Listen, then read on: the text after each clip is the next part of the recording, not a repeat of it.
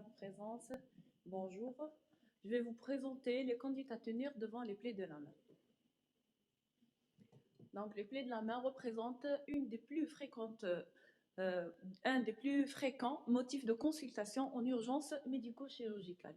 Ils sont de plus en plus graves avec l'avènement d'outils de plus en plus performants, malheureusement sans utilisation de protection préalable et adéquate.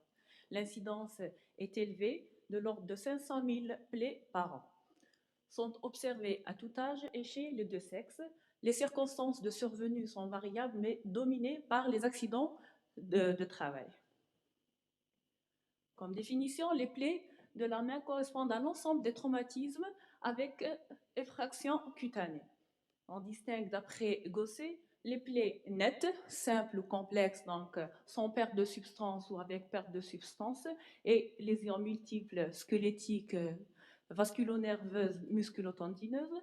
Les plaies contuses qui sont complexes et suite à un écrasement, dilacération, arrachement et décollement étendu. Le risque de nécrose dans ce genre de plaies est important.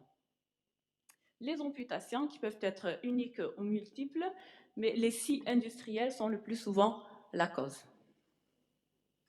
On a ici des images de traumatisme grave de la main, ici par écrasement, là on a une avulsion du doigt, donc dégantage, là c'est une plaie par scie circulaire et là on a une amputation des deux doigts.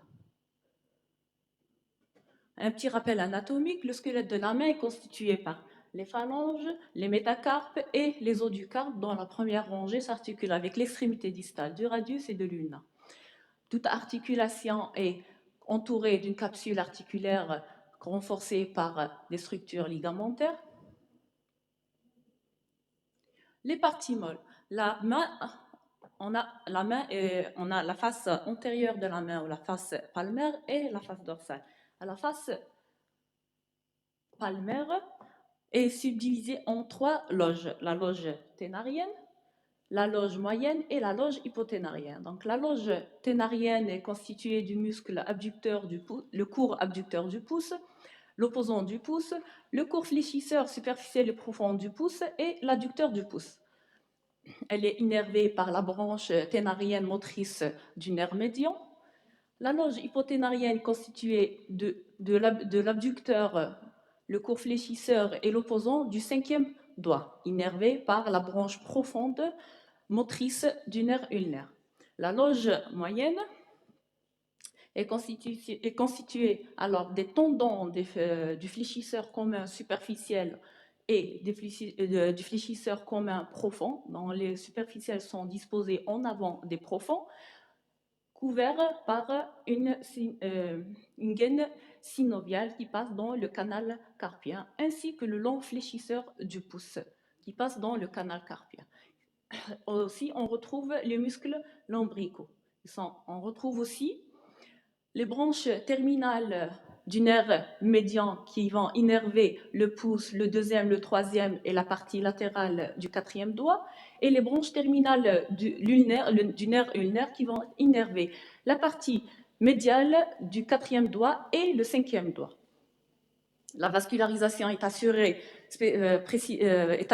par des branches de l'artère ulnaire et l'artère radiale qui constituent l'arcade palmaire superficielle et l'arcade palmaire profonde, qui vont donner les différentes branches artérielles, donc digitale commune et digitale propre palmaire. On a les zones topographiques de la main. Donc la main est divisée, la face palmaire est divisée en cinq zones par lesquelles traversent les tendons fléchisseurs, et le pouce est divisé en trois zones par lesquelles passe le long fléchisseur du pouce. Cette topographie nous permet de déterminer les tendons susceptibles d'être lésés lors d'une plaie donnée dans une zone donnée.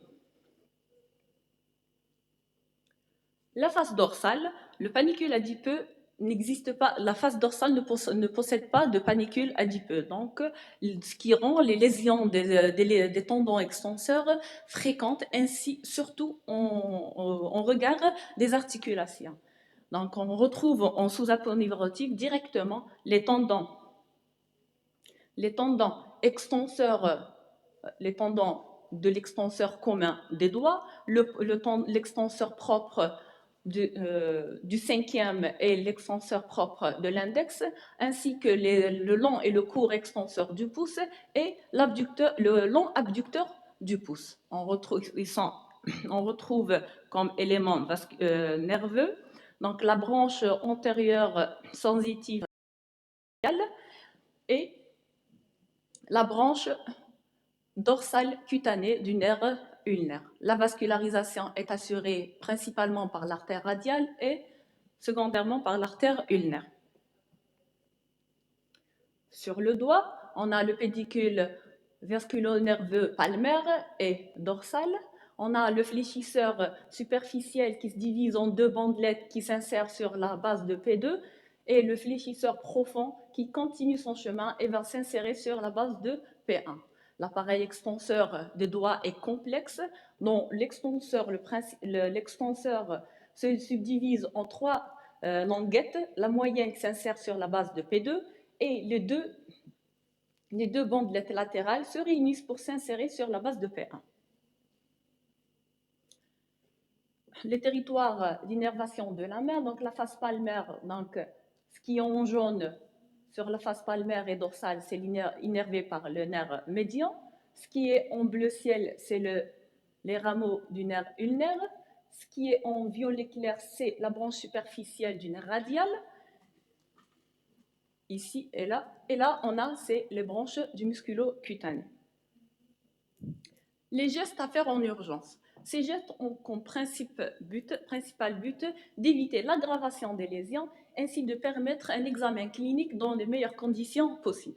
Donc, il faut d'abord retirer le patient de l'agent causal, récupérer le segment d'amputation dans le cas d'amputation et le conserver en conditions adéquates, l'ablation de tout bijou de la main, dévêtir le membre atteint, nettoyer sommairement avec un sérum de l'eau stérile afin d'évacuer les souillis et les caillots sanguins, protéger la main par un pansement stérile et en cas de saignement massif, mettre un pansement compressif. Il faut là éviter à tout prix de mettre un garrot qui est susceptible d'aggraver les lésions ischémiques et de comprimer les éléments nerveux. Et enfin, mettre une voie d'abord afin de permettre d'administrer des antalgiques et une éventuelle antibioprophylaxie. L'examen clinique va commencer par un interrogatoire qui va préciser l'âge, l'heure de l'accident, les circonstances de l'accident, le mécanisme du traumatisme, la position de la main et des doigts au moment du traumatisme qui va conditionner le siège des lésions tendineuses, la main dominante, le métier du patient, les antécédents médico-chirurgicaux, surtout le traitement anticoagulant, l'état de la prophylaxie antitétanique et l'heure du dernier repas. L'examen clinique donc, est imposé devant toute plaie aussi superficielle qu'elle soit. Donc, il doit être minutieux. Il est réparti en 5 temps. Le premier temps consiste à évaluer la plaie.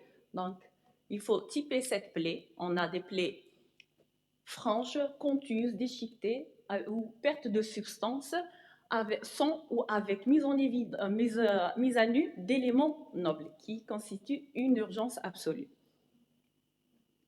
Là, on a une mise à nu de fléchisseur profond, la mise à nu de l'extenseur du doigt, et là, on a une mise à nu des extenseurs et des articulations.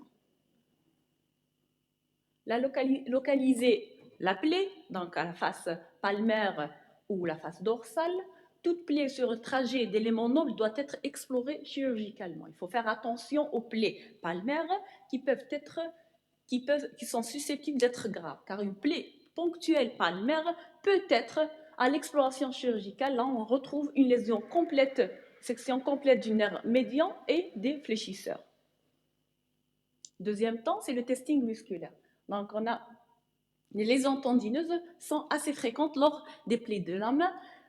Les lésions varient en position de la main lors du traumatisme. Donc, une plaie cutanée sur un doigt fléchi doit faire rechercher une lésion tendineuse à distance lorsque celui-ci revient en extension. Il faut se méfier des lésions partielles car elles donnent un examen clinique normal mais sont susceptibles de secondairement de rupture. Et toute plaie sur un trajet de tendon doit être explorée. On a le testing des tendons extenseurs, donc soupçonnés devant toute plaie de la face dorsale. On peut les mettre en évidence par une simple palpation, comme on peut à l'inspection retrouver un doigt tombant ou une phalange tombante en aval de la plaie et perte de l'effet ténodèse par pas d'extension des doigts lors de la flexion du poignet. L'examen, donc l'extenseur propre de l'index et l'auriculaire est testé par une extension active de chaque doigt en ayant les métacarpophalangiens du troisième et quatrième doigt en flexion complète. Le court extenseur du pouce, donc par l'extension active contre résistance du pouce, l'articulation métacarpophalangienne étant fléchie. Le long extenseur du pouce, on demande au malade de décoller la colonne du pouce de la table et on va voir le tendon qui sera visible sur le bord interne de la tabatière anatomique.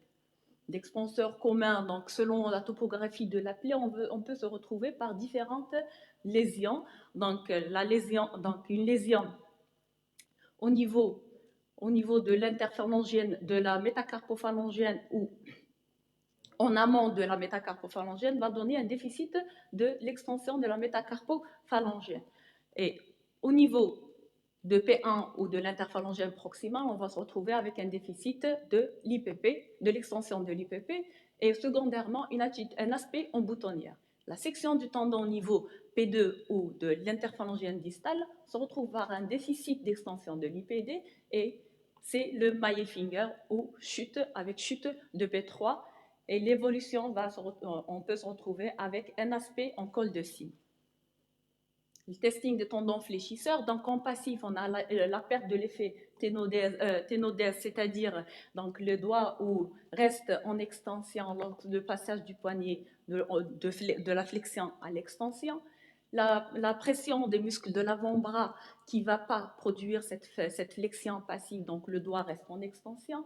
Et on active, on va tester le tendon fléchisseur profond par la flexion de l'interphalangienne distale en bloquant le reste des articulations.